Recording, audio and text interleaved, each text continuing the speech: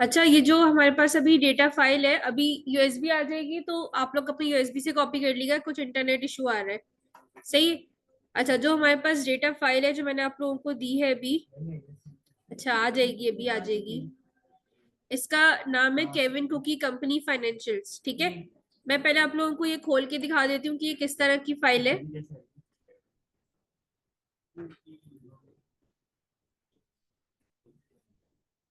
अच्छा देखिए, ये इसकी पहली शीट है इस फाइल की, जिसमें कुछ भी नहीं है, ठीक है।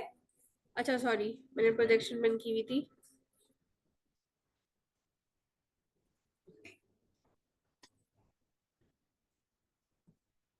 अच्छा, ये इसकी पहली शीट है इस डेटा फाइल की, केविन कुकी कंपनी फाइनेंशियल्स, ठीक है। इसकी पहली शीट है, ये बिल्कुल एम्प्टी है, इसमें कुछ भी नहीं दिख रहा है। जो इसकी सेकंड शीट है ना, कुकी सेल्स वाली, बेसिकली डेटा इसके अंदर है। तो समटाइम्स ऐसा होता है कि आपके डेटा के अंदर कुछ पूरी पूरी शीट ही जो है वो एम्प्टी होती है, आसान हो रही है। अच्छा,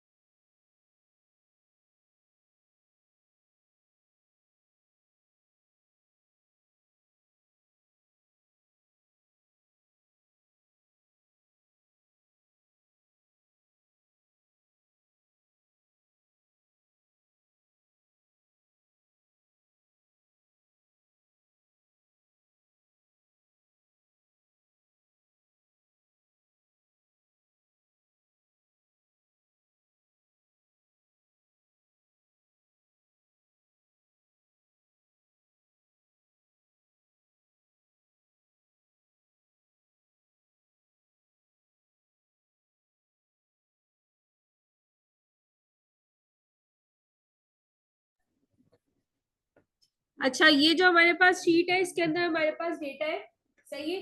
अच्छा, ये डेटा है हमारे पास केविन कुकी कंपनी फाइनेंशियल्स का। तो जो लास्ट टाइम हमारे पास डेटा था, ये वो भी कुकीज का ही था, ये भी कुकीज का ही डेटा है, बट डिफरेंट डेटा है, सेम डेटा नहीं है। सही है। इसके अंदर पहला कॉलम आप देख ले, कंट्री का कॉलम है, ठीक है। और इसके अंदर अगर आप देखेंगे कि तो कुछ ही कंट्रीज बार बार रिपीट हो रहे हैं। सही है। दूसरा कॉलम हमारे पास प्रोडक्ट का कॉलम है, जिसमें हमारे पास जो है वो प्रोडक्ट्स लिखी हुई है। इसमें भी कुछ प्रोडक्ट्स होंगी जो कि बार बार रिपीट हो रही है, ठीक है। अच्छा, तीसरा जो हमारे पास है, इसमें है यूनिट सोल्ड, कि कितने जो है वो यूनिट जो है वो सेल करे। फिर है रेवेन्यू पर कुकी, यानी कि एक कुकी का क्या रेवेन्यू था, ठीक है। यानी कि अगर 292 कुकी सेल हुए तो उसमें से एक कितने की थी, और उस एक पे क्या कॉस्टिंग आई, ठीक है। और टोटल रेवेन्यू क्या था वो यहाँ पे टोटल। सही है। इसमें क्या इशू आ रहा है, सही इशू आ रहा है, इसको मैं देखती हूँ, ठीक है। और उसकी कॉस्टिंग क्या थी और उसमें प्रॉफिट क्या था, ये सारी चीजें हैं यहाँ पे। हाँ मैं देखती हूँ इसका क्या इशू है, सुपर इशू है। अच्छा, सही है। उसकी कॉस्टिंग क्या थी और प्रॉफिट क्या था, ये ओवरऑल है। अब ये वाला जो रेवेन्यू है, बेसिकली ये टोटल है, यानी कि 292 कुकीज जो हमने सेल की उसका टोटल क्या रेवेन्यू हुआ था। उसकी टोटल कॉस्टिंग क्या थी और टोटल प्रॉफिट क्या था, किस डेट को ये सेल हुई थी, इसमें मंथ नंबर, मंथ नेम और ईयर इन्होंने ऑलरेडी एक्सट्रैक्ट करके हमें अलग से दे दिया है, तो इसको हमने स्प्लिटिंग नहीं करनी पड़ेगी। ठीक है। अच्छा, ये डेटा मैं अब आप लोगों को यूएसडी में भी दे रही हूँ जिसके पास नहीं है, और ये जो इशू आ रहा है इसको भी मैं देखती हूँ। ठीक है, तो आप लोग ये अपने पास जो है वो इस डेटा को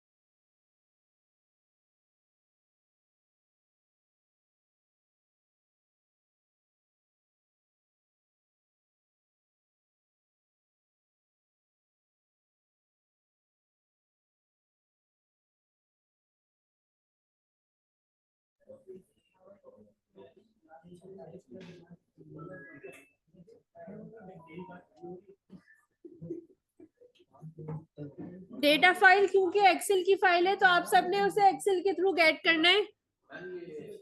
जी बोले। बॉयज क्या हो गया, इतना शोर क्यों हो रहा है? किसके पास है यूएसबी?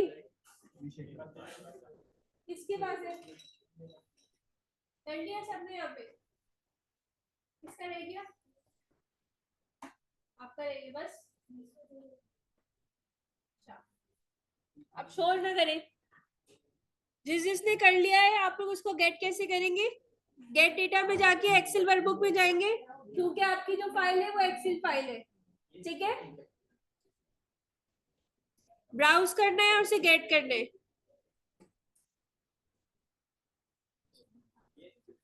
और क्योंकि हमने ये चेक किया था कि शीट में हमारी बिल्कुल खाली है, उसमें कुछ भी नहीं है, तो आपने सिर्फ और सिर्फ दूसरी वाली जो शीट थी कुकी सेल्स वाली, वो वाली लेनी है। फाइनेंशियल्स वाली भी नहीं लेनी। फाइनेंशियल्स वाली फाइनेंशियल्स वाली भी नहीं लेनी, कुकी सेल्स ले ले बस।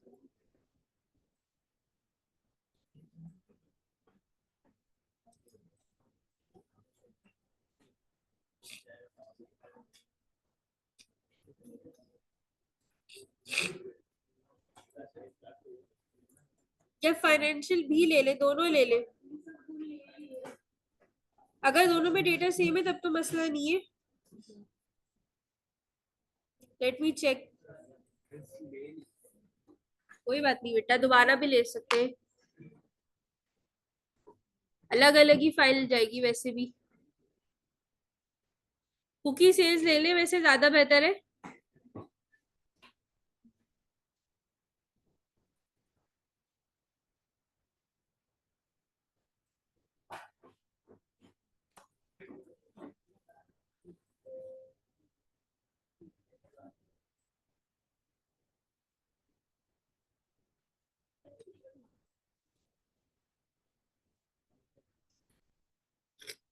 अच्छा, आपने जो है वो ट्रांसफॉर्म करना है इसको। अगर लोड कर दिया है तो कोई मसला नहीं है, आपको पता है ट्रांसफॉर्म का बटन कहाँ होता है, सही है ना? पावर बीआई के अंदर यहाँ पे ऊपर ही ट्रांसफॉर्म डेटा का ऑप्शन होता है, तो आप वहां से ट्रांसफॉर्म कर सकते हैं। ठीक है, ट्रांसफॉर्म करेंगे और पावर क्यूरी एडिटर में जाएंगे।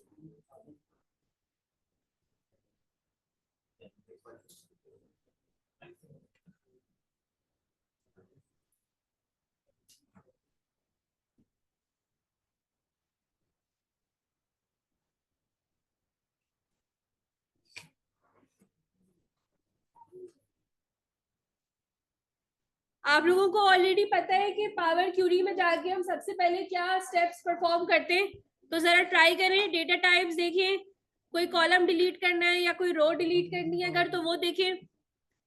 सही है, डेटा टाइप्स चेक कर ले। देखें यूनिट सोल्स की डेटा टाइप सही नहीं है, डेसिमल में दी हुई है, डेसिमल में नहीं रखनी हमें। ठीक है, ऑल्दो यहाँ पे एक वैल्यू है 0.5 वाली, लेकिन क्योंकि हमें पता है कि यूनिट सोल्स डेसिमल में नहीं हो सकते, तो इसको हमें चेंज करना होगा। तो डेटा टाइप्स चेक करें, डिलीट चेक करें, किसी को डिलीट करना है या नहीं करना। नहीं, यूनिट सोर्स का आप होल नंबर पे करेंगी ना। यूनिट्स का मतलब क्या होता है? क्वांटिटी होता है ना। तो आप ये तो नहीं कह सकते कि जैसे यहाँ पे लिखा हुआ है, वैसे तो ये वाली वैल्यू देखें 4492.5, तो 0.5 कुकी तो नहीं होती, उसको आप होल नंबर में करेंगे। रेवेन्यू वगैरह को आप जो है वो करेंसी वाले में फिक्स डेसिमल में करेंगे। डेटा टाइप्स चेंज करें सबकी।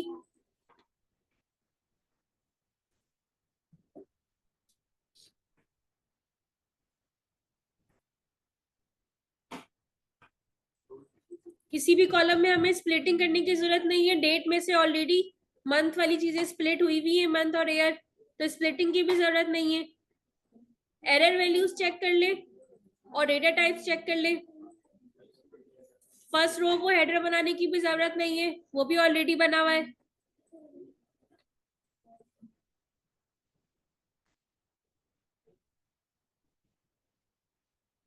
अच्छा, अगर इस तरह से ये आपके पास ये ड्रॉप बॉक्स आ रहा है ना, अगर तो ये कह रहा है कि जो भी कॉलम में आप एडिट करना चाह रहे हैं आपको उसको रिप्लेस करना है, तो आप रिप्लेस पे क्लिक कर दीजिएगा।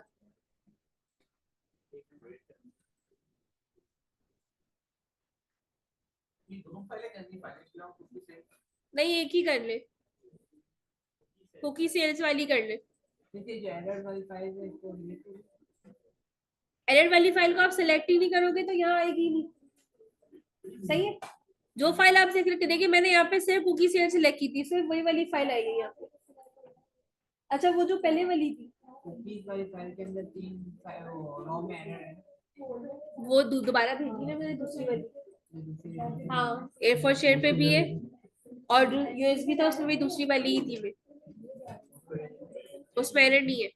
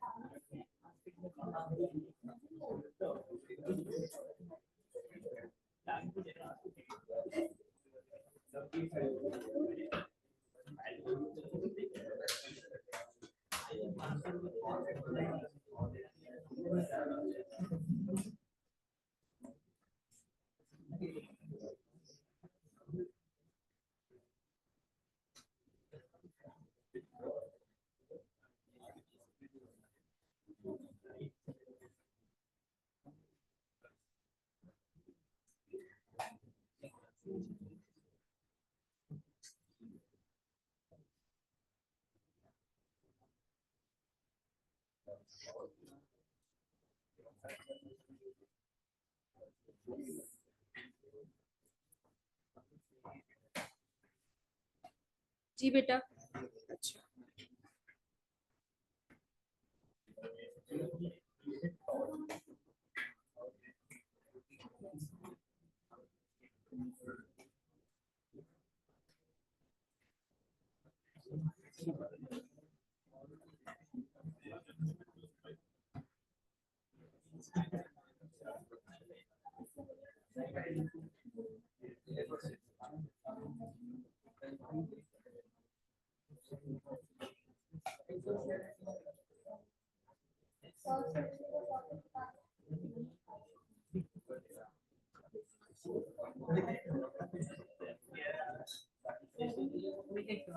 जी मंथ नंबर और मंथ नेम दोनों लिखा हुआ है। हाँ, अगर आप करना चाहें। नहीं, रेवेन्यू दो नहीं है बेसिकली। रेवेन्यू जो है ना, देखो रेवेन्यू दोनों अलग अलग है। एक है रेवेन्यू पर कुकी और एक है टोटल रेवेन्यू। अब रेवेन्यू पर कुकी का क्या मतलब है क्लास, अरे ये सुन ले, ठीक है। यहाँ देखिए जैसे कि इस कॉलम में लिखा हुआ है 292, सही है। तो रेवेन्यू कर पर कुकी जो 5 रुपीज लिखा हुआ है या $5 लिखा हुआ है, इसका मतलब ये है कि ये 292 में से एक जो हमारे पास कुकी सेल हुई है उसकी पैसे है ये, ठीक है। पर कुकी के पैसे, पर कुकी यहाँ पे जो है वो $5 है। और जब इसको 292 से हम मल्टीप्लाई करेंगे $5 को, तो ये आपके पास टोटल रेवेन्यू आ जाएगा, ठीक है। तो इसलिए ये दोनों अलग अलग चीजें, ये एक कॉलम नहीं है। सवाल था एक स्टूडेंट का कि मंथ नंबर और मंथ नेम अगर दोनों में से हम एक कॉलम रखना चाहें तो आपकी मर्जी, आप रख सकते हैं। जी बोले।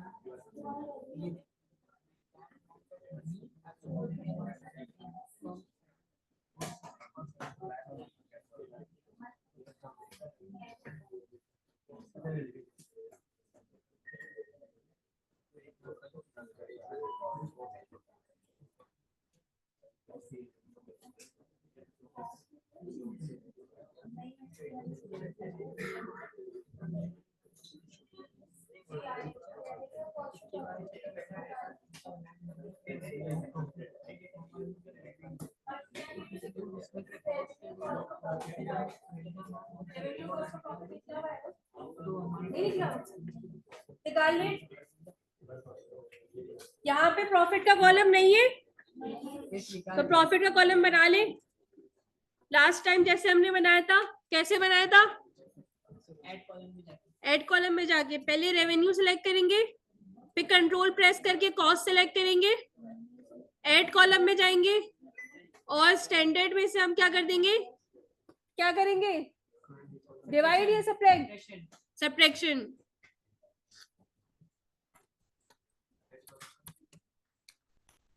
ये हो गया प्रॉफिट कॉलम, सही है।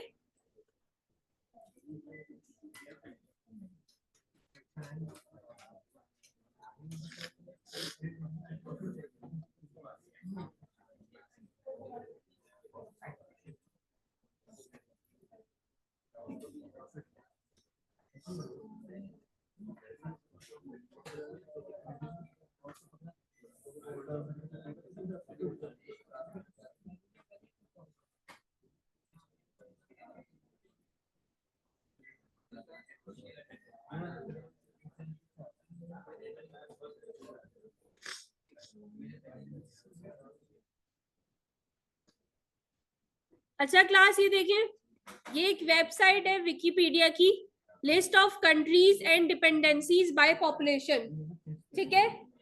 इधर देखिए, इधर सब list of countries and dependencies by population. इस वेबसाइट में एक आर्टिकल लिखा हुआ है, ठीक है। और नीचे जाके हमारे पास ये एक टेबल है, ये हमारे पास डेटा है, सही है। इस डेटा में क्या क्या है हमारे पास, इस डेटा में हमारे पास डिफरेंट कंट्रीज के नेम है, उनकी पॉपुलेशन है और उनकी पॉपुलेशन परसेंटेज है, ठीक है। यानी कि अगर हम वर्ल्ड की परसेंटेज कह रहे हैं पूरा 100%, तो बाकी कंट्री उसकी कितने परसेंट पे आ रहा है। जैसे कि हमारे पास इंडिया की 17.3% पॉपुलेशन आ रही है पूरी दुनिया के हिसाब से, ठीक है ना। और उसकी डेट के ये जो पॉपुलेशन है ये किस डेट को रिकॉर्ड की गई, ठीक है।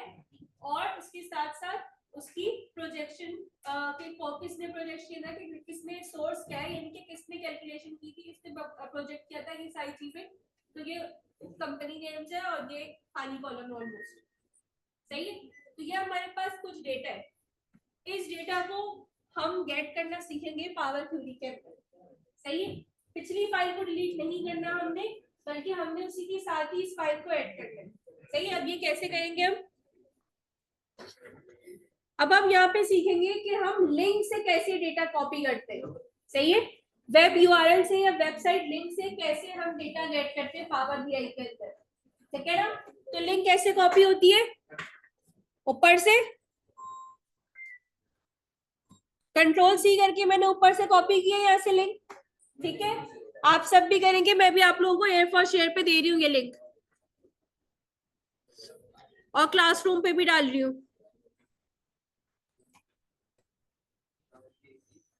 अब ये जो लिंक है ना, ये एयर फॉर शेयर के टेक्स्ट में आएगी, ठीक है।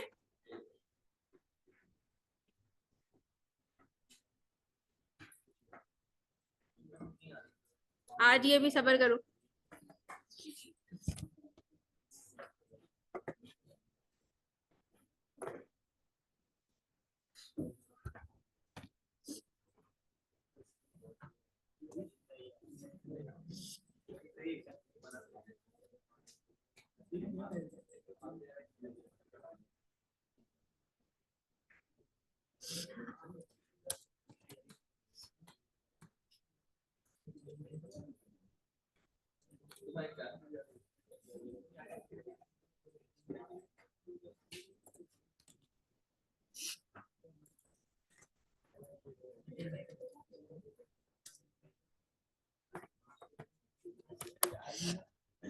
आ रहा है भी सबर, रास्ते में अभी।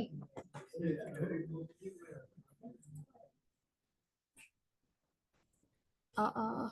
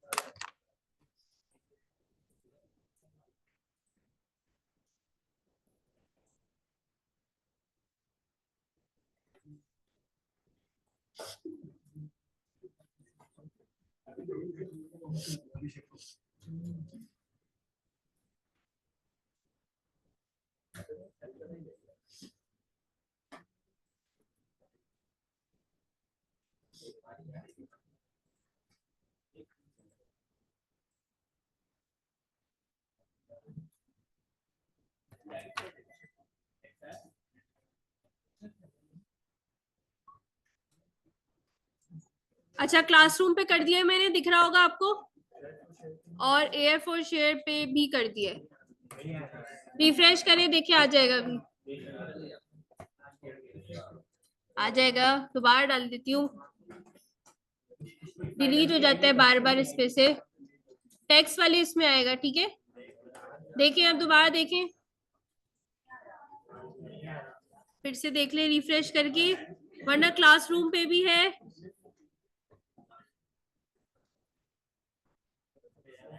व्हाट्सएप पे भी डाल दूं।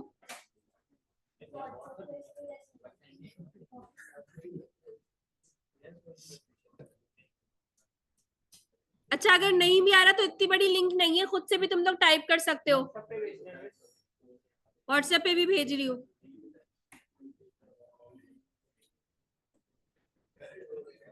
खुद भी टाइप की जा सकती है, इतनी बड़ी नहीं है।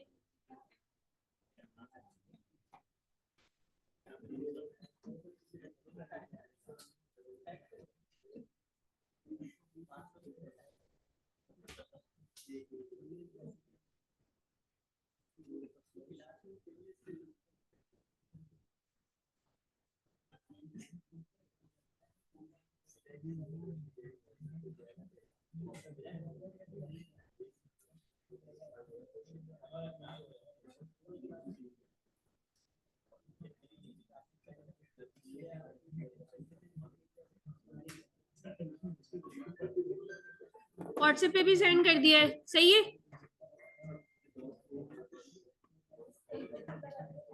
हाँ जी, अच्छा लिंक खुला रखूं, इसी पे खोल देती हूँ, यहीं से करो कॉपी।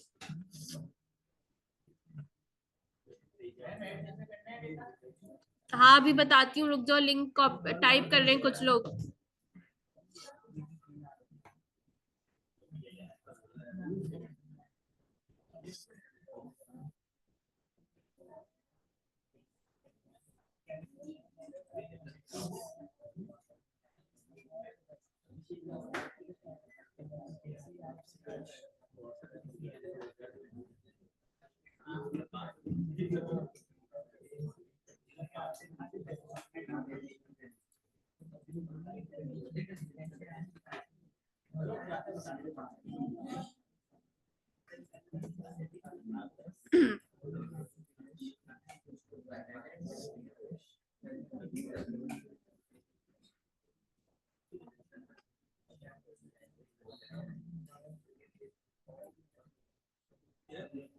जब आप लिंक टाइप करते हैं तो कैपिटल स्मॉल का ख्याल रखना पड़ता है, सही है, जैसे होगा बिल्कुल वैसे ही टाइप करना होता है।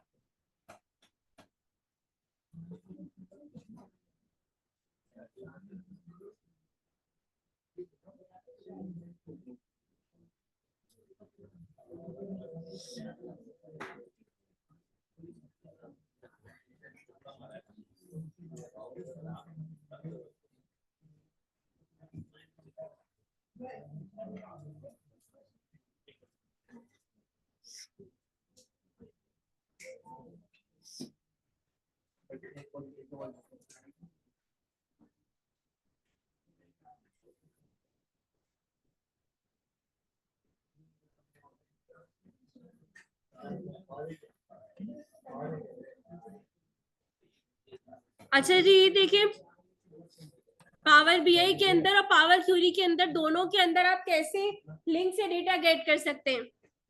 अच्छा, अगर आपने पावर बीआई में ये काम करना हो, बॉयज इधर देख ले, बातें बंद करें। अगर आपने पावर बीआई में ये काम करना हो तो आपको पता है आपके पास गेट डेटा का ऑप्शन है और वहां से आपने वेब के ऑप्शन पे जाना है, सही है। और अगर आप ये चीज पावर क्यूरी पे कर रहे हैं, क्योंकि अभी हम पावर क्यूरी में है तो हम वहां से करेंगे, तो यहाँ हमारे पास होता है होम के टैब में न्यू सोर्स का ऑप्शन, ठीक है। उधर से भी हमारे पास वेब का ऑप्शन होता है, हम वेब में जाते हैं। दोनों का तरीका सेम है, सिर्फ ऑप्शन अलग अलग है यहाँ पे। और बेसिक के अंदर ही हम यहाँ पे जो हमने यूआरएल कॉपी किया था, जो लिंक कॉपी किया था, वो पूरा यूआरएल डाल देते हैं और ओके करते हैं, ठीक है। फिर ये आपको इसी तरह से देगा, आप इसको कनेक्ट करें।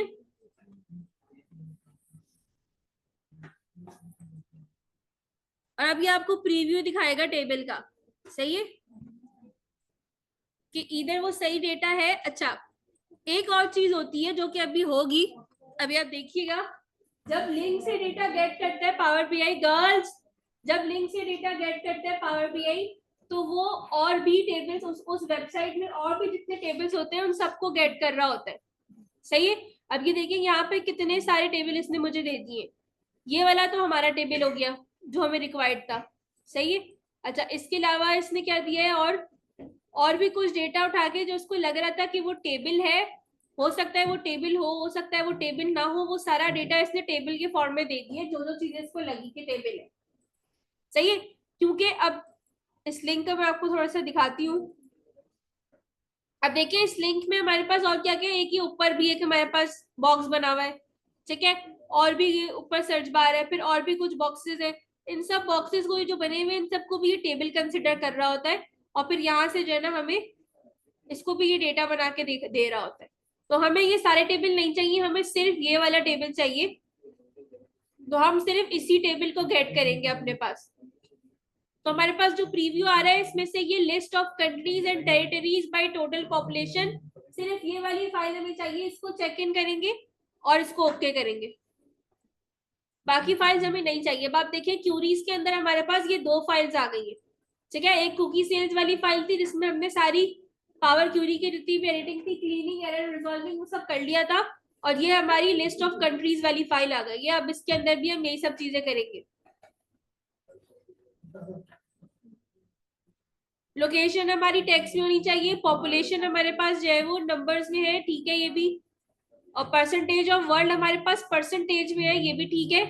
डेट हमारे पास एबीसी में है, ये सही नहीं है, डेट किसमें होनी चाहिए, डेट में होनी चाहिए, ठीक है, इसको चेंज करेंगे।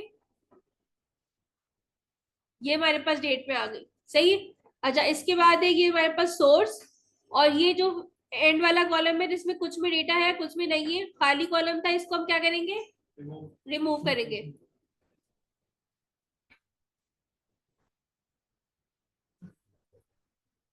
ये हमारे पास डेटा हो गया, सही है। दो डेटा एक साथ इसलिए करें क्योंकि अभी हम इन दो डेटा को मर्ज करने वाले हैं। यहाँ तक के स्टेप्स परफॉर्म करें जरा। डेट की डेटा टाइप चेंज करो, डेट में कन्वर्ट करो।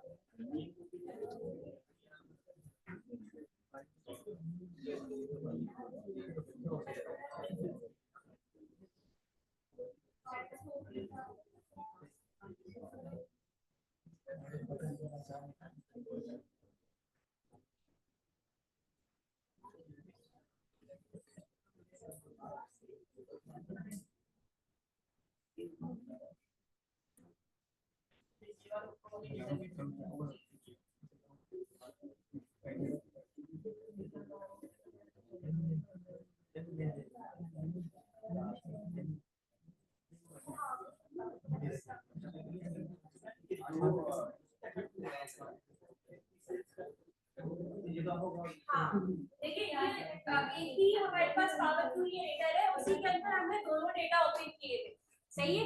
लेफ्ट साइड पे जो क्यूरीज वाला पार्ट है हमारे पास, वहां पे देखिए उस पर क्लिक करके आप दोनों डेटा को एट ए टाइम स्विच कर सकते हैं, जो भी आपको देखना हो। अगर आपको कुकी सेल्स वाला देखना है, उसमें कुछ एडिट करना है, तो उस पर क्लिक किया तो ये उसका डेटा आ गया, और अगर आपको लिस्ट ऑफ कंट्रीज पे करना है तो ये उसका डेटा आ गया, सही है।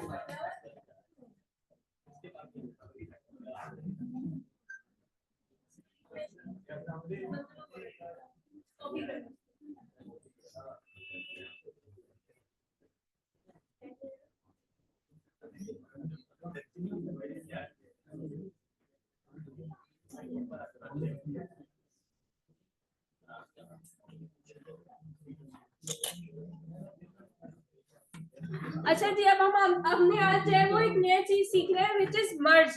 ठीक है, लास्ट टाइम हम लोगों ने एक स्टेप सीखा था जिसके अंदर हम क्या कर रहे थे, कंबाइन कर रहे थे। तो हमने कैसे कंबाइन किया था कि एक चार डेटा फाइल्स हमारी ऑलमोस्ट एक जैसी थी, उनके कॉलम नेम सेम थे लेकिन डेटा वैल्यूज अलग थी। तो जब हमने उनको कंबाइन किया था तो वो सारी एक के नीचे एक आ गई थी, राइट, याद है? अच्छा, आज हम करने वाले हैं मर्ज। मर्ज में क्या होता है, मर्ज में ये नहीं होता, मर्ज में डिफरेंट तरह से होता है। मर्ज में जो है वो हम ये करते हैं कि सबसे पहले देखते हैं कि कौन से दो कॉलम्स, ठीक है, ऐसे हैं जो कि दोनों डेटा में कॉमन है। ठीक है, देखें जरा कौन से।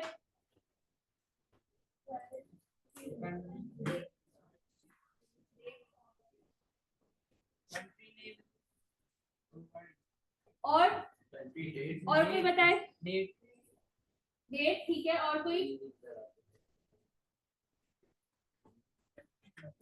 देखिए आप लोगों ने बहुत अच्छा गेस किया है, जो लोकेशन और कंट्री वाला कॉलम है वो बिल्कुल सेम है हमारे पास, सही है। डेट वाला भी है लेकिन लोकेशन कंट्री वाले से हम इजीली मर्ज कर सकते हैं, सही है ना। अच्छा, अब इसके अंदर एक सिचुएशन है, वो ये कि हमारे पास ये जो डेटा है लिस्ट ऑफ कंट्रीज वाला, इसमें सारे कंट्रीज मौजूद है, ठीक है। और वो जो डेटा था हमारे पास केविन कुकीज वाला, उसमें कितने कंट्रीज है, देखिए जाके कितने हैं, 5 कंट्रीज है उसके अंदर, सही है। तो अब हम क्या करेंगे कि अपने लोकेशन वाले डेटा को, हमारी मर्जी है, या तो हम इसको कम करके मर्ज कर दें या फिर डायरेक्टली भी मर्ज कर सकते हैं, लेकिन हम ये करेंगे कि हम अपने केविन कुकीज वाले में मर्ज करेंगे, ठीक है। कैसे करेंगे जरा ट्राई करते हैं। तो सबसे पहले तो लेफ्ट साइड से हम यहाँ से कुकी सेल्स वाला डेटा ओपन कर लेते हैं, ठीक है। और उसमें से हमारे पास कंट्री का कॉलम हम सेलेक्ट भी कर ले तो और अच्छा हो जाएगा। अब हमने क्या करना है, होम के टैब में जाना है और लास्ट में हमारे पास ऑप्शन देखिए आ रहा है मर्ज क्यूरीज का, दिख रहा है। होम के टैब में बिल्कुल लास्ट में ऑप्शन है मर्ज क्यूरीज। लेट मी एनोटेट, ये देखिए, देख लिया सबने, आपने इस पे क्लिक करना है।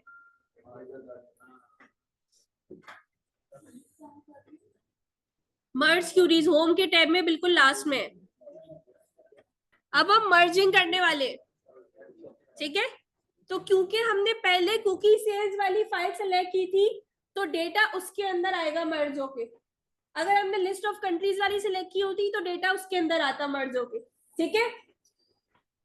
तो कुकी सेल्स वाली हमने सिलेक्ट की है, यहाँ पे भी हम कुकी सेल्स में से कंट्री का कॉलम सिलेक्ट करेंगे बिकॉज कंट्री के कॉलम के थ्रू मर्ज कर रहे हैं हम, ठीक है। और उसमें वैल्यूज मैच भी करती है, यानी कि अगर हमारे पास मैक्सिको मौजूद है कुकी सेल्स वाले में, तो वही मैक्सिको हमारे पास लिस्ट ऑफ कंट्रीज वाले में भी मौजूद होगा, राइट। यहाँ से हमने कंट्री सिलेक्ट किया और यहाँ से हमने ये जो कंट्री था ये किस डेटा का था, कुकी सेल्स का हो गया था हमारे पास। अब हमने दूसरे डेटा को सिलेक्ट करना है लिस्ट ऑफ कंट्रीज वाले को, ताकि अब हम उसकी भी वैल्यू सिलेक्ट करें। अब उसमें से क्या सिलेक्ट करेंगे, लोकेशन। अच्छा, ये अगर इस तरह की कोई प्राइवेसी आ रही ना तो उसको सिलेक्ट करके इग्नोर कर दे। ये देखिए, अगर इस तरह का ये प्राइवेसी का चेकबॉक्स आएगा तो इसको इग्नोर पे क्लिक चेक करके इसको सेव कर दीजिएगा।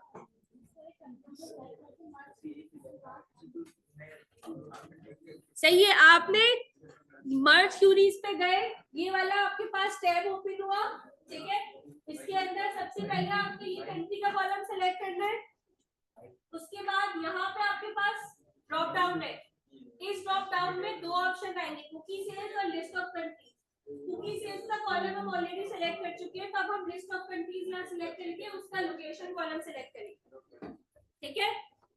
यहाँ पे भी बता देती हूँ एक दफा दोबारा, हमने पहले यहाँ पे कुकी सेल्स का कंट्री कॉलम सिलेक्ट करना है, ठीक है। उसके बाद यहाँ जो ड्रॉप डाउन आएगा उसके अंदर हमने लिस्ट ऑफ कंट्री सिलेक्ट करना है, क्योंकि ऊपर हम कुकी सेल्स में से कॉलम सिलेक्शन कर चुके हैं, ठीक है। और अब हम लिस्ट ऑफ कंट्रीज में से लोकेशन वाला कॉलम सिलेक्ट करेंगे। अच्छा, इंपॉर्टेंट बात ये है कि जब आप मर्ज कर रहे होंगी तो जो भी दो कॉलम्स आप ले रहे हैं उसमें वैल्यू एग्जैक्ट सेम होनी चाहिए, ठीक है। यानी कि मैक्सिको की वॉइस, मैक्सिको की स्पेलिंग अगर वहां पे जो लिखी हुई है वही यहाँ पे भी होनी चाहिए, ठीक है। इसी तरह से कनाडा की स्पेलिंग जो वहां पे लिखी हुई है वही यहाँ पे भी होनी चाहिए। दोनों डेटा में स्पेलिंग्स, कैपिटल स्मॉल, हर चीज बिल्कुल सेम होनी चाहिए। अगर कोई ऐसा कॉलम आपके डेटा में एग्जिस्ट कर रहा होगा तो ही हम मर्ज कर सकते हैं। इसी वजह से हम डेट के कॉलम से मर्ज नहीं कर रहे, ठीक है, क्योंकि जरूरी नहीं है कि डेट आपकी सेम हो, सही है। वो 2017 का डेटा चल रहा था, यहाँ पे कुछ और डेट की वैल्यूज थी, तो डेट आपकी सेम नहीं हो सकता।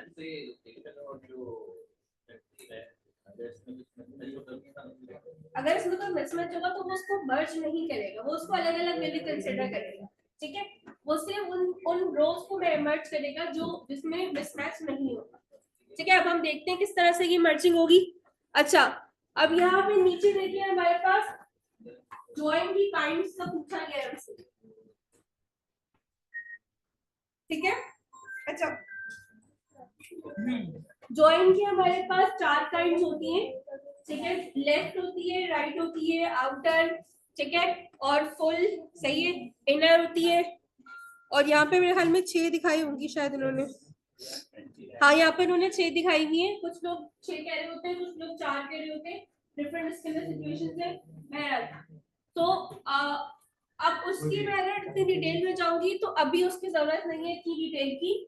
जब आप लोग आगे डेटाबेसेस वगैरह पढ़ रहे होंगे तो फिर उसके अंदर हम ये चीज देखेंगे। पहला लेफ्ट ज्वाइन का मतलब क्या है, क्योंकि अभी हम लेफ्ट ज्वाइन यूज करने वाले हैं तो मैं बताती हूँ। लेफ्ट ज्वाइन का मतलब ये है, क्या कर रहे हो बॉयज, तुम लोग पढ़ना वढ़ना नहीं है, धारणा मुझसे पूछ लो जो समझ नहीं आ रहा क्या हो। अच्छा, लेफ्ट ज्वाइन का मतलब ये है कि जो भी, अच्छा लेफ्ट ज्वाइन का मतलब ये कि जो भी टेबल आपका लेफ्ट पे होगा उसके हिसाब से वैल्यू मर्ज होगी। ठीक है, जो पहला टेबल है वो समझ लें लेफ्ट टेबल कंसीडर होगा, दूसरा जो टेबल है वो राइट टेबल कंसीडर होगा। ठीक है, देखिए व्हाइट बोर्ड वगैरह है क्या यहाँ पे? चलो मैं ऐसे बता देती हूँ। जो पहला टेबल होता है हमारा वो लेफ्ट टेबल कंसीडर होता है, जो दूसरा टेबल होता है वो राइट टेबल कंसीडर होता है। क्या मसला हो गया फिर से? मुझे बता दो ना क्या मसला है, मैं बता दूँ। क्या मसला है? फाइल जरा डाउनलोड कर। अच्छा अच्छा, सुन लो फिर कर लेना, मैं टाइम दे दूंगी काम। ये वाला जो हमारे पास पहला टेबल होगा ये लेफ्ट कंसीडर होगा, दूसरा जो टेबल होगा वो राइट कंसीडर होगा। अब क्योंकि हम यहाँ पे लेफ्ट ज्वाइंट लगा रहे हैं, ठीक है, ये लेफ्ट आउटर वाला ज्वाइंट लगा रहे हैं, इसका मतलब ये है कि लेफ्ट फाइल में जो डेटा है उसके हिसाब से मर्जिंग होगी। तो हमारे पास लेफ्ट फाइल ये, ठीक है, इसके अंदर ये कॉलम है हमारे पास, इसके अंदर अगर कंट्री में हमारे पास 5 वैल्यूज है तो सिर्फ वो 5 वैल्यूज इस वाले टेबल से मर्ज होंगी बस। ठीक है, अगर हम राइट लगाते तो राइट में क्या होता है, इस टेबल को प्रेफरेंस दी जाती, इसमें जितनी वैल्यूज होती है उसके हिसाब से मर्जिंग होती है। ठीक है, तो ये प्रेफरेंस के हिसाब से होता है। इनर ज्वाइन में क्या होता है, दोनों टेबल्स को प्रेफरेंस दी जा रही होती है। ठीक है, और आउटर ज्वाइन में दोनों में जो आउटर या फुल जो होता है उसमें दोनों में जो कॉमन होते हैं उसको प्रेफरेंस दी जा रही है। तो ये अलग अलग तरह के ज्वाइंस होते हैं।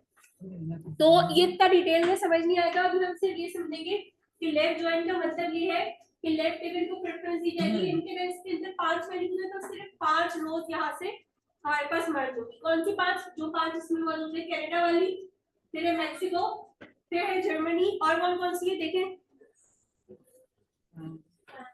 फ्रांस और यूनाइटेड स्टेट्स, बस ये 5 है। ठीक है, तो यही 5 हमारे पास मर्ज होके आएंगे। तो बस लेफ्ट पे ही सेलेक्ट करके हमने इसको ओके करना है।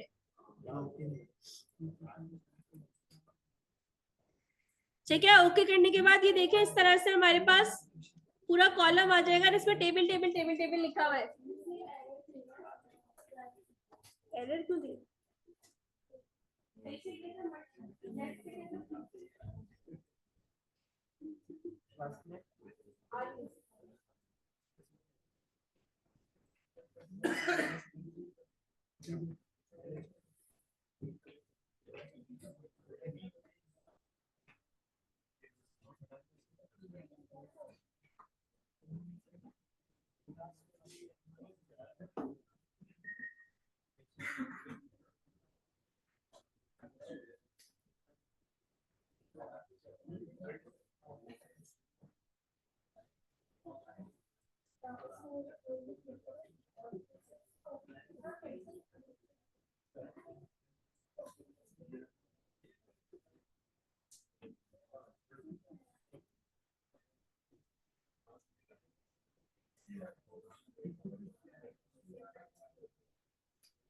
अभी हो गया।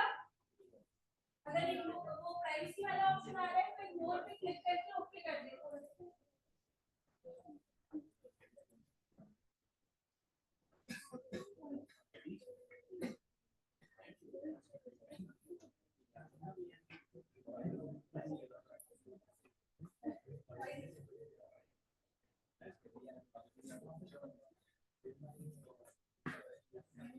अच्छा, अभी तो हमें कुछ भी नजर नहीं आ रहा, सिर्फ टेबल टेबल लिखा हुआ आ रहा है।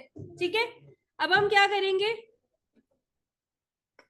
यहाँ पे देखिए इसका जो हमारे पास ड्रॉप डाउन सा आ रहा है एरो बना हुआ, इस पे क्लिक करेंगे तो ये हमें बताएगा कि एक्सपेंड कर सकता है, कौन कौन से कॉलम आपको एक्सपेंड करते हैं बताते हैं। ठीक है, तो हम सारे कॉलम के एक्सपेंड पे भी क्लिक कर सकते हैं और अगर हमें कोई एक दो चाहिए तो उस पर भी कर सकते हैं। तो फिलहाल के लिए मैं सारे कर रही हूँ। अच्छा, लोकेशन, पॉपुलेशन ये तो लाजमी लीजिएगा, उसके अलावा आपकी मर्जी है, ठीक है ना। अगर आप नहीं लेना चाहते तो आप हटा दीजिएगा, लेकिन ये दो लाजमी लीजिएगा, लोकेशन और पॉपुलेशन। अब ये देखिए, इसने सारे हमारे पास जो है ना ये दिखा दिए सारे कॉलम्स, ठीक है। अब मैं इनको रीनेम कर रही हूँ, बहुत बड़े बड़े नेम्स हैं इनके, क्योंकि ये किसी और डेटा से आए हैं, तो पहले प्रीवियस डेटा का पूरा नेम है और उसके बाद कॉलम नेम है। हाँ, वो नेम आप हटा दें, रीनेम करके हटाएं, सही है।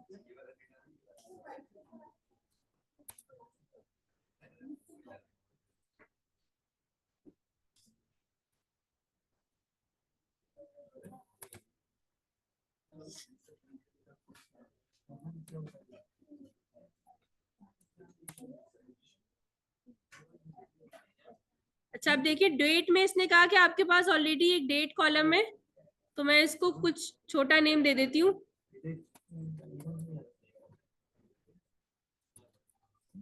इस तरह से दे देती हूँ ताकि डिफ्रेंशिएट कर ले हम।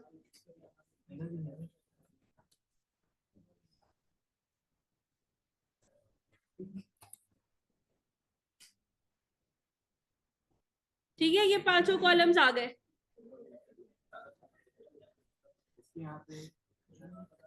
अब जरा ये लोकेशन वाले कॉलम का ड्रॉप डाउन खोलिए, कितनी वैल्यूज आई है।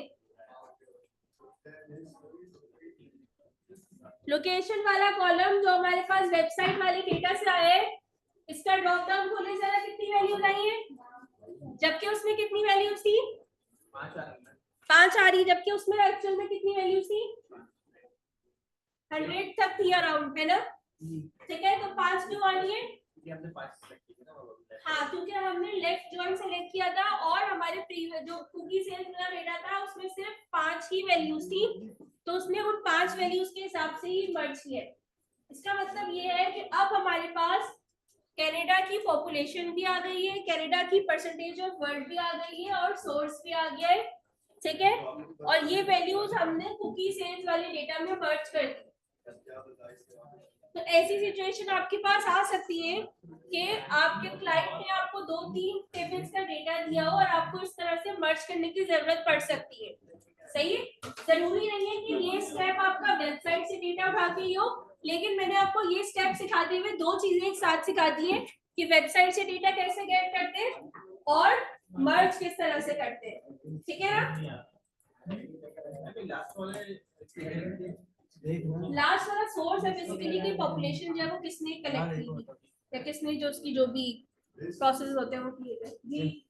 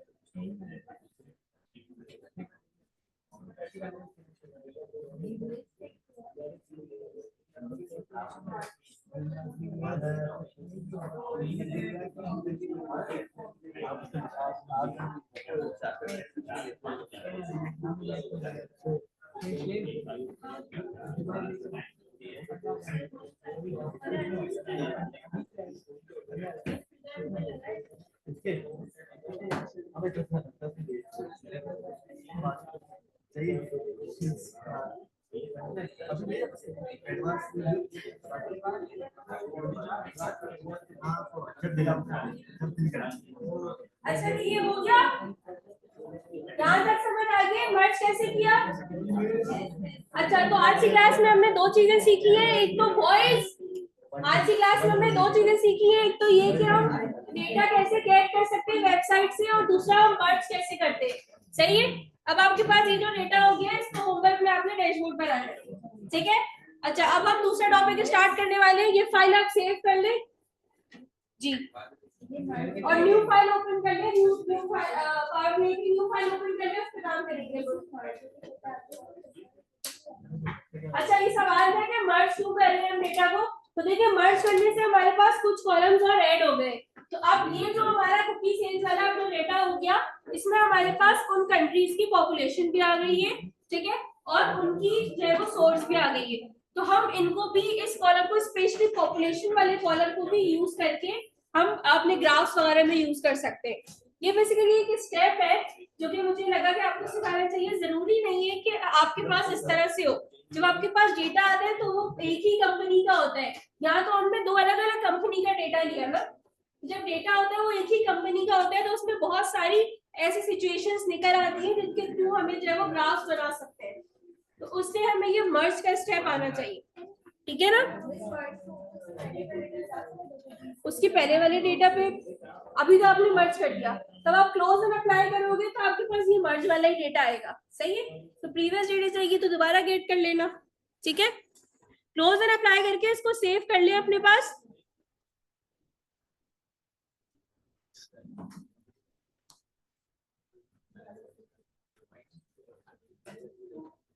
और न्यू पावर बीआई की फाइल ओपन कर ले, डेस्क से स्टार्ट करना है अब।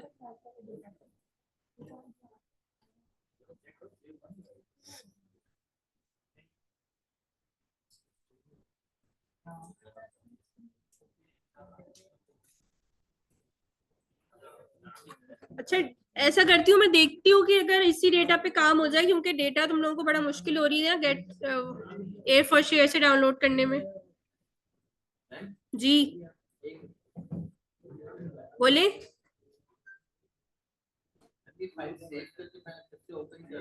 हाँ यहाँ ऐसे आ रहा होगा फाइल, ये डेटा फाइल आ गई ना कुकी सेल्स वाली। अब इस पे डैशबोर्ड बनाने हैं आपने, क्योंकि अब आप पावर बीआई के अंदर आ गए। पावर क्यूरी बंद हो गया, बस ये काम है। ठीक है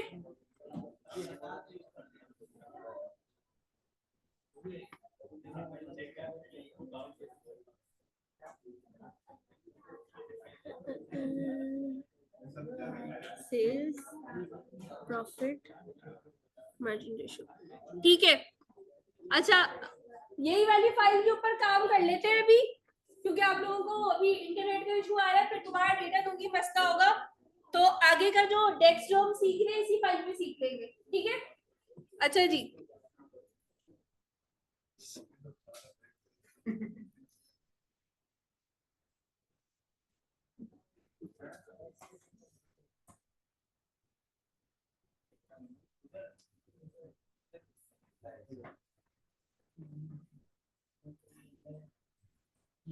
अच्छा अब हम स्टार्ट करने वाले हैं डेक्स इन पावर बीआई।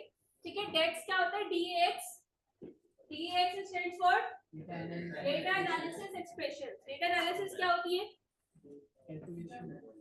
Calculation, okay. और आप लोग किस कोर्स में लोड है? आप लोग किस कोर्स में लोड है? आप लोग डेटा एनालिसिस के कोर्स में लोड है, ठीक है। तो डेटा, हाँ डेटा एनालिसिस हम कर रहे हैं थ्रू पावर बीआई, ठीक है। आप लोग इस कोर्स में लोड है, तो इसका मतलब ये है कि पावर बीआई पे जो चीजें आप लोग सीख रहे हैं वो सारा कुछ डेटा एनालिसिस ही है। बंद कर दो यार, मैच थोड़ा सा सुन लो मेरी, बंद करो। इंपॉर्टेंट बात बता रही हूँ, ये फिर आ जाएगा मैच, ये नहीं आएगा फिर क्लास। तो सॉरी डेटा एनालिसिस की हम बात कर रहे थे। तो ये जो पावर बीआई के ऊपर जो कुछ भी आप सीख रहे हैं वो डेटा एनालिसिस है, यानी कि डेटा को इस काबिल बनाना, डेटा के उसमें से कुछ इनसाइट्स जनरेट की जा सके, ये एक डेटा एनालिस्ट का काम होता है, सही है। तो आज हम उसके कुछ एक्सप्रेशन यानी कि चीजें सीखने वाले हैं। तो डेक्स बेसिकली क्या होगा? फॉर्मूला लैंग्वेज हो, ठीक है। नेक्स्ट पॉइंट यहाँ पे ये लिखा हुआ है, formula language to create calculations. तो डिफरेंट कैलकुलेशंस क्रिएट करने के लिए फॉर्मूला लैंग्वेज एक हमने जनरेट की हुई है। डिफरेंट टाइप्स की एनालिसिस, एक तो हमने जैसे कि पहली एनालिसिस सीखी डेटा क्लीनिंग वाली, वो हमने पावर क्यूरी या डेटा से सीखी, ठीक है। अब और भी कुछ एनालिसिस होती है जो कि थ्रू फॉर्मूलाज वगैरह होती है, ठीक है। तो वो एनालिसिस हम करते हैं टेक्स्ट के थ्रू। तो अब हम कुछ फॉर्मूलाज सीखने वाले हैं, चीजें थोड़ी मुश्किल होंगी, लेकिन अभी हम थोड़ा थोड़ा स्टेप बाय स्टेप करेंगे, बहुत ज्यादा अचानक से मुश्किल चीजें नहीं कराऊंगी, ताकि आप लोगों की अंडरस्टैंडिंग हो, ठीक है। लेकिन ये छूट जाए वो सिर्फ आज की क्लास के लिए, नेक्स्ट क्लास में फिर क्विकली होगा काम। तो DAX is basically the formula language to create calculation. इसके अंदर तीन चीजें आ जाती हैं। पहली है कॉलम्स, सही है। दूसरा क्या है? टेबल्स। और तीसरा क्या है? मेजर्स, ठीक है। कॉलम्स के बारे में हमें पता है क्या होते हैं, ठीक है। टेबल्स के बारे में भी हमें पता है क्या होते हैं, मेजर्स के बारे में हमें नहीं पता कि वो क्या होते हैं, राइट। इन तीनों के ऊपर हम काम कर रहे हो।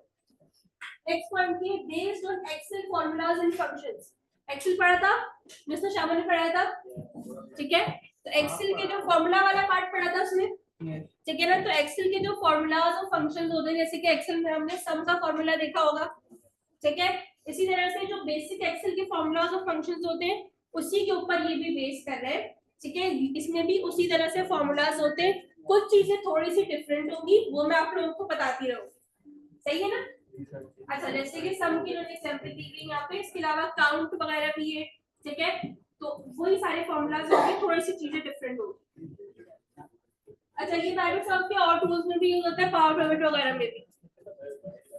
आगे आते हैं। अच्छा अब ये कह रहे हैं कि डेक्स क्योंकि हमारे पास फंक्शंस की तरह से काम कर रहे हैं, तो आप मुझे बताएं कि फंक्शंस क्या होते हैं। किसी ने प्रोग्रामिंग पढ़ी है, अगर किसी को पता हो। बने बने प्रोग्राम जो किसी प्रोग्राम के अंदर है।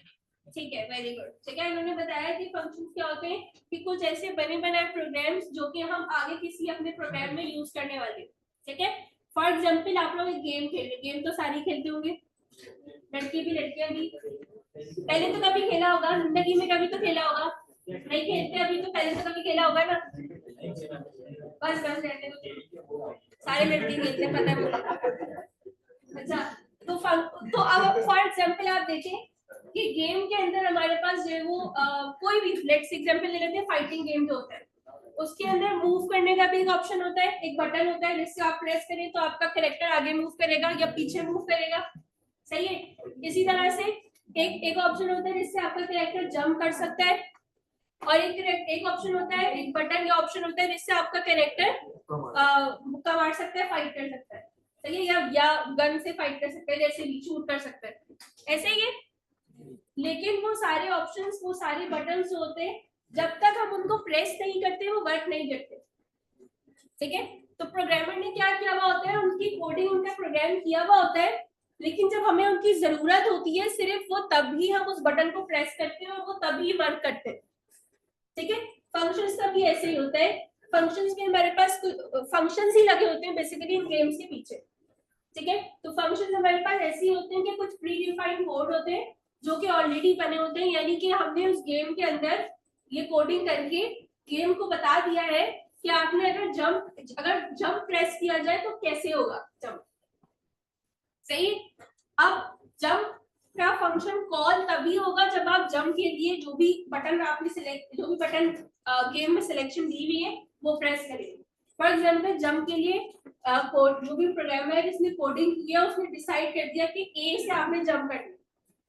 ठीक है ना, तो जब भी आप ए प्रेस जब तक करेंगे नहीं तब तक वो फंक्शन वर्क नहीं करेगा। सही है, तो जैसे ही आप ए प्रेस करेंगे वो फंक्शन वर्क करेगा, और कोडिंग पहले से हुई है लेकिन वर्किंग सिर्फ तब होगी जब आप चाहें। तो ये नाम होता है फंक्शन का। इसके साथ ही फंक्शंस के अंदर कुछ आर्गुमेंट्स भी होते हैं। ठीक है, अब आर्गुमेंट्स के बारे में क्या लिखा है, pre defined formulas that perform calculations on specific values. ठीक है, स्पेसिफिक वैल्यू के ऊपर जो है वो हम यहाँ पे जो कोई भी उस फंक्शन को वर्क कर रहा है तो वो हमारे पास आर्गुमेंट्स कहलाते हैं। ठीक है, जैसे कि अगर मैं दो नंबर्स का सम करना चाह रही हूँ तो एक्सेल के अंदर तो मुझे उसके लिए सम का फॉर्मूला यूज करना है, SQM। ठीक है, फिर मुझे ब्रैकेट लगाना है, राउंड ब्रैकेट, फिर मैं लिखूंगी जो भी दो नंबर मुझे सम करने हैं, जैसे कि 2 और 4 का सम करना है तो 2, 4 लिखूंगी मैं और ब्रैकेट क्लोज कर दूंगी। सही है, तो इन दो नंबर्स का ये हमारे पास क्या हो जाएगा, सम होके क्या रिजल्ट आएगा, 6 आ जाएगा। ठीक है, अच्छा, अगली दफा मैं कोई और से दो नंबर्स का सम करना चाह रही हूँ तो क्या सम का फॉर्मूला वर्क करेगा, करेगा ना। तो इसका मतलब क्या हुआ कि इसके अंदर आर्गुमेंट्स हम कोई भी वैल्यू ले सकते हैं। ठीक है, और सिर्फ दो नहीं, दो से ज्यादा भी ले सकते हैं। सम के फॉर्मूला में हमारे पास चॉइस है कि मैं 10 वैल्यू या 1000 वैल्यू लेना चाहूँ, मैं ले सकती हूँ, इसकी कोई लिमिट नहीं। ठीक है, और हर दफा अलग वैल्यू भी ले सकती हूँ। तो ये जो ब्रैकेट के अंदर हम वैल्यूज ले रहे होते हैं बेसिकली फॉर्मूलाज में या फंक्शंस में, उसको हम कहते हैं आर्गुमेंट्स। समझ आया, ये इंपॉर्टेंट बात है क्योंकि ये आगे हम फॉर्मूला में यूज करने वाले हैं। तो ब्रैकेट के अंदर जो वैल्यू होगी, यानी कि जैसे ये फंक्शन है सम का, इसके ब्रैकेट में जो वैल्यू लिखेंगे, एवरेज का फंक्शन है इसके ब्रैकेट में जो वैल्यू लिखेंगे, टुडे का फंक्शन है इसके ब्रैकेट में जो भी वैल्यू लिख रहे होंगे, एक हो एक से ज्यादा हो जितनी भी हो, वो सब हमारे पास क्या कहलाएगा, आर्गुमेंट्स। ठीक है, अच्छा, अब ये कह रहे हैं कि फंक्शन का जो सिंटेक्स होता है वो आपको बताता है कि इसमें कितने आर्गुमेंट्स हैं और कितने हमें बनाने हैं, कितने हमें जरूरत है और कितने इसमें ऑप्शनल है। ठीक है, जैसे कि सम का फंक्शन अगर हम लेते हैं तो उसमें ऑप्शन है आपके पास कि आप 2 नंबर्स ले, 3 ले, 4 ले, 10 ले। ठीक है, ये जितने भी ले, तो ये आप कम भी ले सकते हैं, आप ज्यादा भी ले सकते हैं। ठीक है, लेकिन काउंट के फंक्शन में आपके पास ये ऑप्शन नहीं है, उसमें आपने एक कॉलम नहीं, सॉरी काउंट में नहीं। अच्छा, काउंट एक्शन का अलग होता है। बहरहाल फॉर एग्जांपल हम कह लेते हैं, कौन सा बोलूं, लेफ्ट का बोल लेती हूँ, लेफ्ट से। ठीक है, तो लेफ्ट वाले के अंदर आपके पास जो है वो ऑप्शन नहीं है, आपको एक कॉलम सिलेक्ट करना होता है और उसी कॉलम के थ्रू एक ही वैल्यू आपने सिलेक्ट करनी होती है उसके अंदर। तो उसके अंदर आप लेफ्ट का कॉलम जब लगाते हैं उसके अंदर आप कॉलम नेम देते हैं, तो वो उसके अकॉर्डिंगली वर्क करता है। कि कैसे वर्क करते हैं अभी बताऊंगी। तो कुछ ऐसे फंक्शंस होंगे जिसमें आपके पास चॉइस नहीं होगी, आप ब्रैकेट के अंदर अपनी मर्जी से वैल्यूज नहीं दे सकते, और कुछ ऐसे फंक्शंस होंगे जिसमें आप दे सकते हैं। तो वो कैसे पता लगेगा, जब आप फंक्शन टाइप कर रहे होंगे तो उसी वक्त आपको वो सजेशन दे देगा। वहीं पे आपके पास सिंटेक्स की सजेशन आएगी। सिंटेक्स पता है?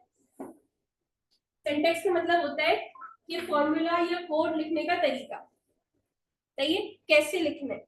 तो वो एक्सेल में भी जब आप देखें टाइप कर रहे होते हैं तो वो आपको सजेशन देता है। एक्सेल में येलो कलर की सजेशन आती है, उस पर लिखा हुआ होता है कि अब आपने कौन सी वैल्यू लेनी है, कौन सी वैल्यू लेनी है। तो पावर बीआई में भी इसी तरह से आएगी, सही। अच्छा, यहाँ पे एक लिंक दी हुई है, क्लिकेबल नहीं है, लेकिन आप इस लिंक को टाइप वाइप करके इस पे जितने भी हमारे पास डेक्स के फॉर्मूलाज है वो सारे अवेलेबल है। 200 से ज्यादा हमारे पास डिफरेंट डेक्स के फॉर्मूलाज है।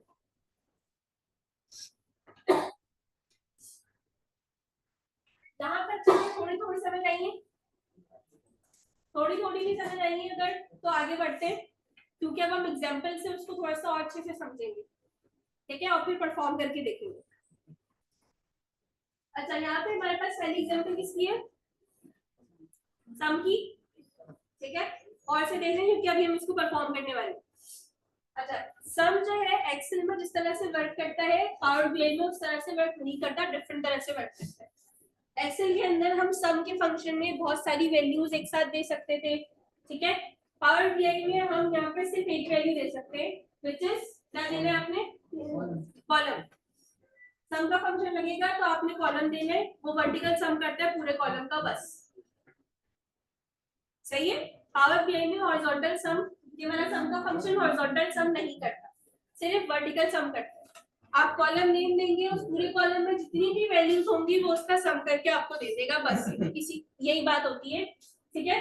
इसके डिस्क्रिप्शन में क्या लिखा है? Add all the numbers in a column, और इसके अंदर आप सिर्फ कितने आर्ग्यूमेंट दे सकते हैं? एक आर्ग्यूमेंट दे सकते, एक से ज्यादा नहीं दे सकते, सही है। एग्जांपल में कैसे कि सम और कॉलम नेम दे दिया इसमें सेल्स, ठीक है, क्लियर है ये बात? अच्छा, अब आ जाते हैं हम लेफ्ट वाले पे। लेफ्ट का जो कॉलम है इसके अंदर आप टेक्स्ट देंगे पहले और फिर नंबर ऑफ कैरेक्टर्स बताइए। इसका मतलब इसके अंदर हम कितने आर्गुमेंट दे सकते हैं? दो।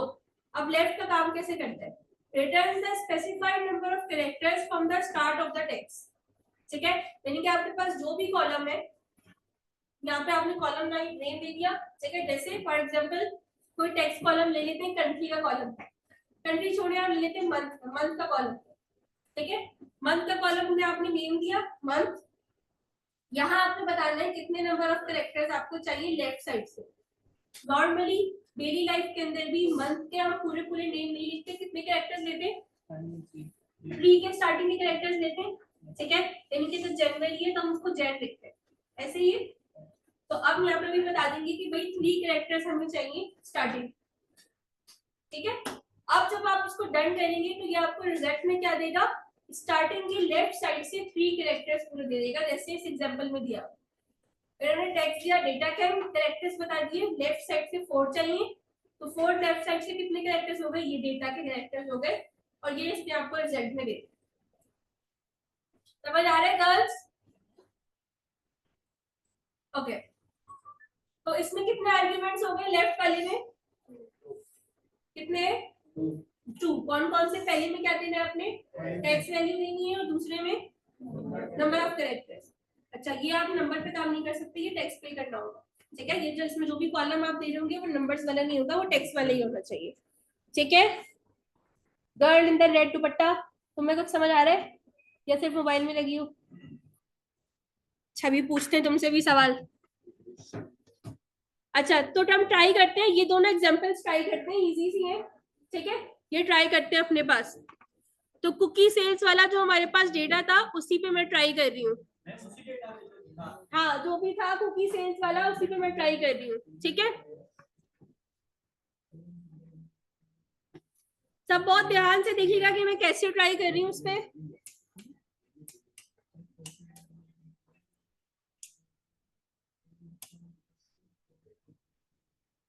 ये वाली लाइट भी बंद करना, अच्छे से देखना,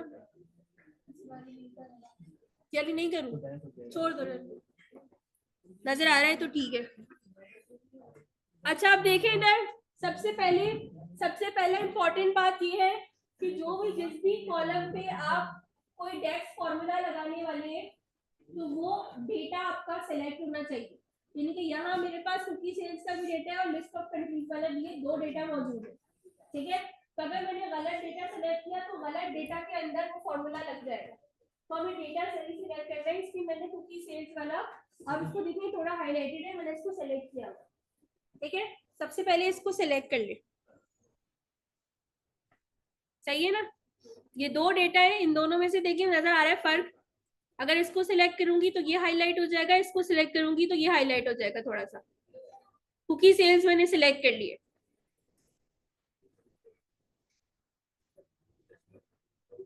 इसके बाद मैं जा रही हूँ मॉडलिंग के टैब में। मॉडलिंग के टैब में आए ऊपर से,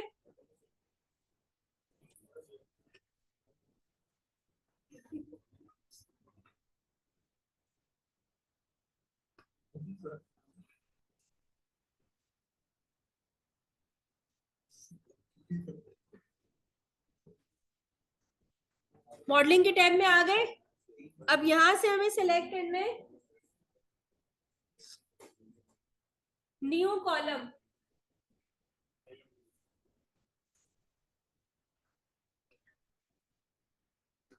अब जैसे ही मैंने न्यू कॉलम सिलेक्ट किया, देखिए मेरे पास फॉर्मूला बार आ गया जिसपे कॉलम लिखा हुआ है, दिख रहा है सबको।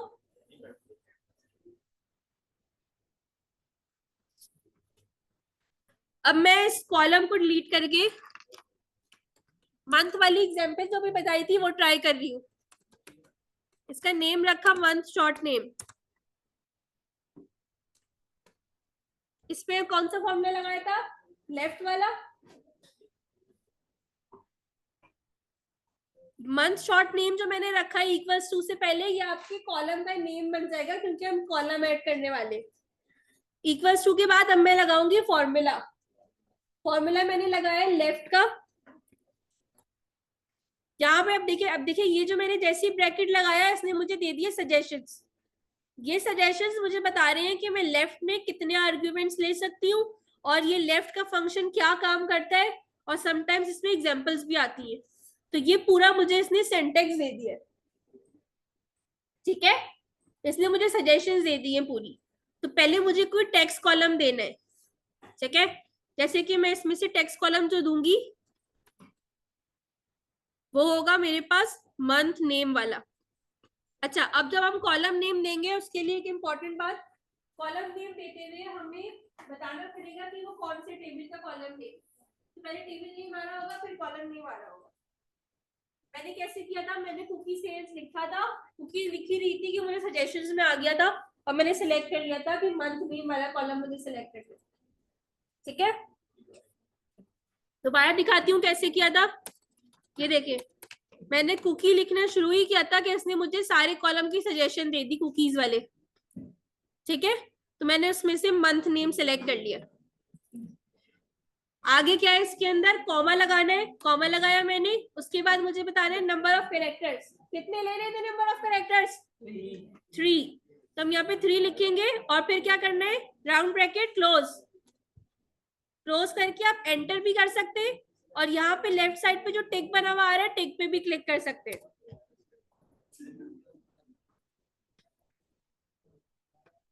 अब आप देखेंगे कि आपके पास यहाँ पे टेबल के अंदर लेफ्ट साइड पे मंथ शॉर्ट नेम के नाम से एक कॉलम बन के आ गया है।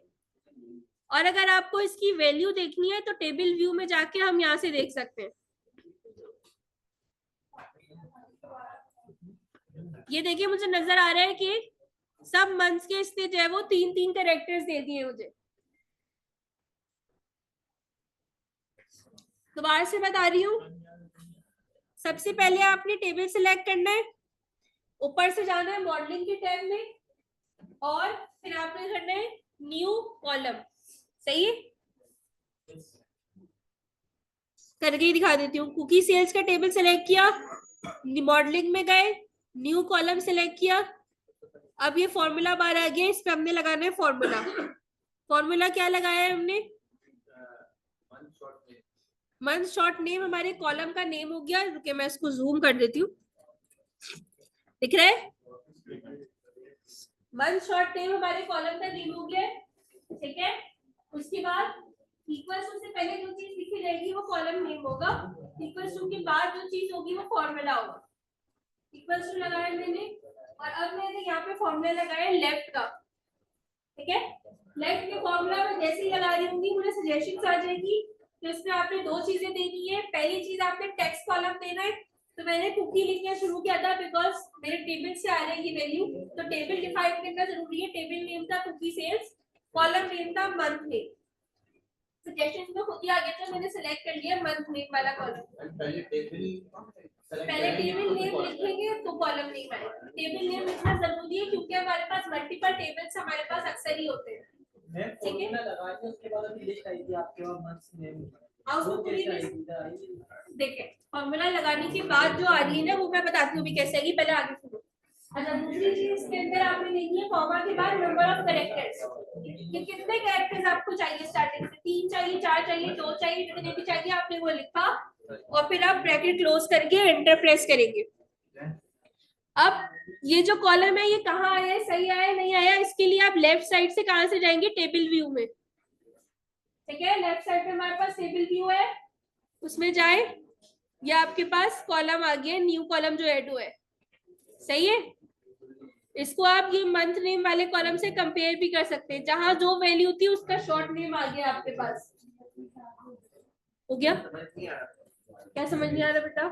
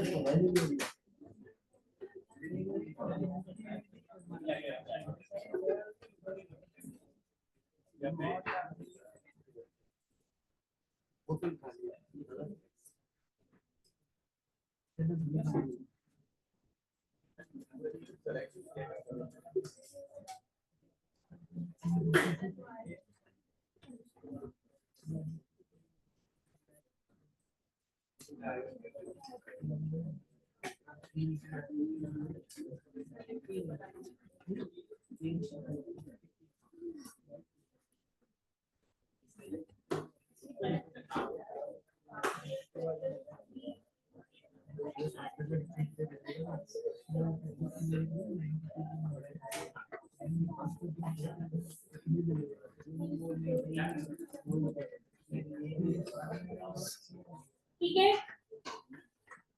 यहाँ तक हो गया सबका?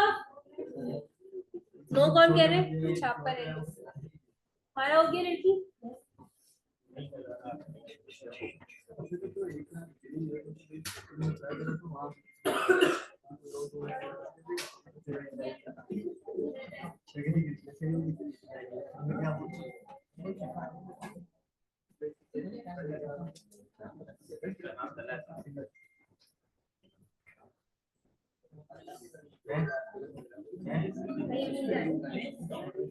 इसके बाद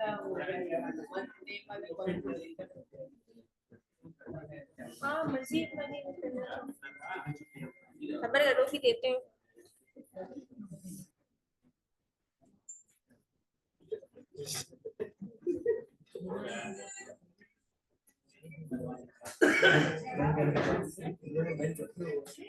हाँ जी, वो वन ही अभी।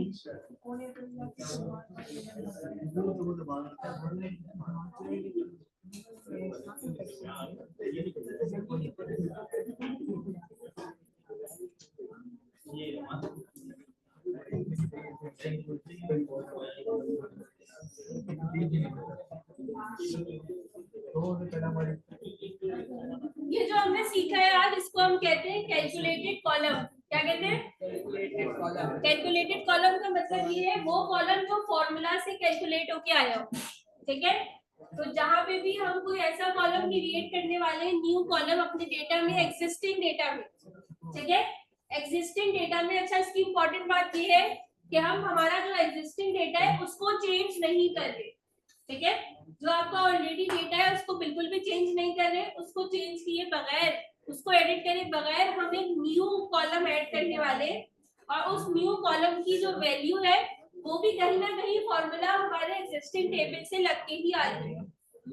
तो ऐसे टेबल को हम कहते हैं कैलकुलेटेड कॉलम। अगली क्लास में पूछूंगी मैं तुमसे, सही है? तो उस कॉलम को हम कहते हैं कैलकुलेटेड कॉलम। सही है? तो आज हमने अभी एक चीज सीखी है विच इज कैलकुलेटेड कॉलम, जो कि डेक्स में सबसे पहली चीज है। ठीक है, देखिए इसके अंदर पे ये लिखा हुआ है, it expands our existing data set without editing the source. Source column को क्लास, सोर्स कॉलम को, सोर्स डेटा को एडिट करे बगैर हमारे जो एग्जिस्टिंग डेटा सेट है उसको एक्सपेंड करना। ठीक है, दूसरा evaluate sets on row level. ठीक है, and add a new column to the existing table. Row level पे इवैल्यूएट करने का मतलब ये है कि हर रो पे अलग रिजल्ट कैलकुलेट होके आ रहा हो। जैसे हमने लेफ्ट वाला चलाया है तो हर रो पे आपने देखा अलग कैलकुलेशन हो रही है और अलग रिजल्ट आ रहा है। ठीक है ना, तो यानी कि हर रो पे हर दफा कैलकुलेशन हो रही होगी इसके अंदर। सही है ना, और न्यू कॉलम आपके एग्जिस्टिंग टेबल में ऐड हो रहा होगा। हमारा मंथ शॉर्ट नेम का न्यू कॉलम एग्जिस्टिंग टेबल में ऐड हुआ है। तीसरी चीज क्या है, कैलकुलेटेड है डेटा लोड। अच्छा, ये बड़े मजे की बात है। अक्सर ही क्या होता है कि जो आपकी वॉइस सुन लो, अक्सर ही क्या होता है जो आपकी डेटा फाइल होती है उसमें रन टाइम पे डेटा सेव हो रहा होता है। ठीक है, यानी कि जैसे फॉर एग्जांपल एक इंडस्ट्री के अंदर आपने एक कंट्रोलर लगाया हुआ है जो कि उस इंडस्ट्री का टेम्परेचर नोट कर रहा है। इंडस्ट्री का टेम्परेचर नोट करना क्यों जरूरी होता है? क्योंकि अक्सर इंडस्ट्रीज में होते हैं बर्नर्स वगैरह, सही है, बॉयलर्स, बर्नर्स, तो उनका टेम्परेचर एक बहुत इंपॉर्टेंट रोल प्ले करता है। अगर कभी ज्यादा हो, कभी गर्म हो जाए बहुत ज्यादा, सही है, कभी चाहे वो ठंडा हो जाए, तो आपकी जो भी चीज प्रोडक्ट बन रही है उसकी प्रोडक्शन सही नहीं होगी। तो उसके लिए कंट्रोलर लगा हुआ है जो टेम्परेचर नोट कर रहा है और उसका टेम्परेचर सेव होता जा रहा है एक्सेल फाइल पे। तो एक्सेल फाइल जो हमारे पास पावर बीआई में डली हुई है वो हर रोज रन टाइम पे अपडेट होती है। सही है, तो हर रोज अगर जो है वो डेटा अपडेट होता जा रहा है तो इसका मतलब है कि जब भी डेटा लोड होगा, जब भी डेटा अपडेट होगा, आपका कैलकुलेटेड कॉलम में जो भी वैल्यू होगी वो उस न्यू डेटा के लिए भी अपडेट हो जाएगी। फॉर एग्जाम्पल जब हमने डेटा डाला था उस वक्त हमारे पास वो डेटा 500 लाइन्स का था। ठीक है, और अगले दिन जो है हमारे पास डेटा और अपडेट हो गया 100 लाइन्स। उसने हर मिनट पे या हर घंटे पे वैल्यूज नोट करी तो 100 लाइन्स और ऐड हो गई, तब हो गया टोटल डेटा 600 लाइन्स का। 500 लाइन्स तक की डेटा पे तो हमने कैलकुलेशन वगैरह की थी। तो अब जब उस बाकी की 100 लाइन्स और ऐड हुई है या एक लाइन भी अगर ऐड हुई है तो जब भी डेटा लोड हुआ है तो आपका कैलकुलेटेड कॉलम की जो भी कैलकुलेशन थी वो भी उसके साथ ही लोड हो। तो इसका मतलब है कि अगर ये डेटा था फॉर एग्जांपल, ठीक है, और ये चीज आप एक कॉलम ऐड कर रहे थे यहां तक का, अगर तो ये अगर लाइन बाद में ऐड हुई तो इसका भी कैलकुलेशन रिजल्ट फाइनली बाद में आएगा। ठीक है, फौरन आ जाएगा उसके साथ। अब जैसे कि इन्होंने एक एग्जांपल दी हुई है, वैसे तो हम ट्राई कर चुके हैं, एक एग्जांपल एक और देख लेते हैं। ये जैसे कि हमारे पास डेटा है, आइटम, प्राइस और टैक्स, इसमें 3 वैल्यू है। ठीक है, और अब मुझे यहाँ एग्जांपल दी है इसमें एक और न्यू कॉलम ऐड किया गया है। प्रीवियस डेटा को, प्रीवियस टेबल को हमने बिल्कुल भी नहीं छेड़ा, जैसा था वैसे ही। ठीक है, और जो न्यू कॉलम ऐड हुआ है उसकी वैल्यू इस फॉर्मूले से आई है। ये फॉर्मूला में देखिए प्राइस है, टैक्स है, तो ये इन्हीं कॉलम्स में से वैल्यू कैलकुलेट होके ये कॉलम जनरेट होगा, ठीक है। और हर रो पे अलग कैलकुलेशन है, अलग रिजल्ट है, सही है ना। तो ये चीज आपके पास कहलाती है कैलकुलेटेड कॉलम, ठीक है। क्लियर हो गया, दोनों एग्जांपल समझ आई, ये वाली भी और जो हमने परफॉर्म करी वो भी, ठीक है। छुट्टी आप लोग।